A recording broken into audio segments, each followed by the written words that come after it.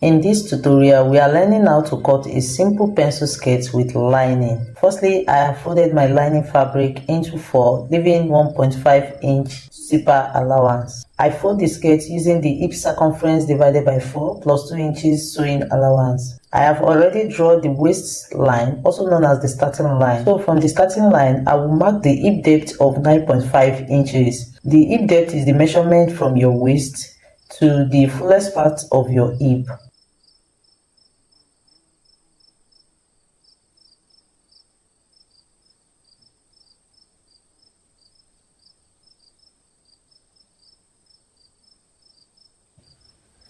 On the waistline, I will mark the waist circumference divided by 4, that is 34 inches divided by 4, that will give me 8.5 inches, and I'm going to add 2 inches to that.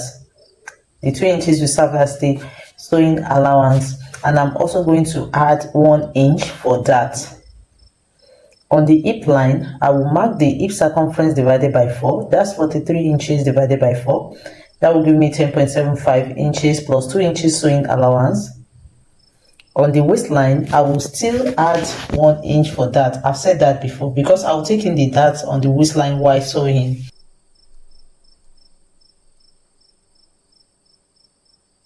Then I will connect the markings on the waistline to the markings on the hip line.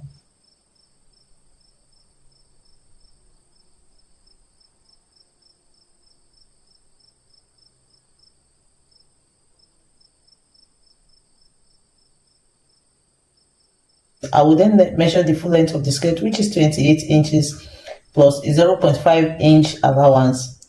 I'm adding 0.5 inch allowance because it is the lining fabric.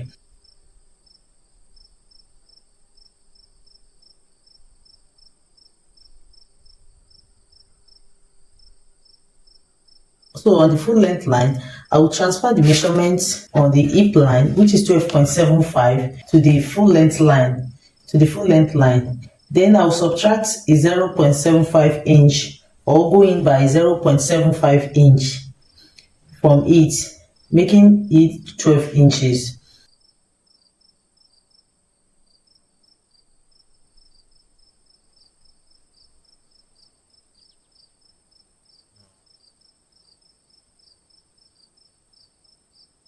I added extra half inch to the length of the skirt to cater for the joining to the main fabric. Then I cut out the skirts. I will cut out the main fabric using this pattern.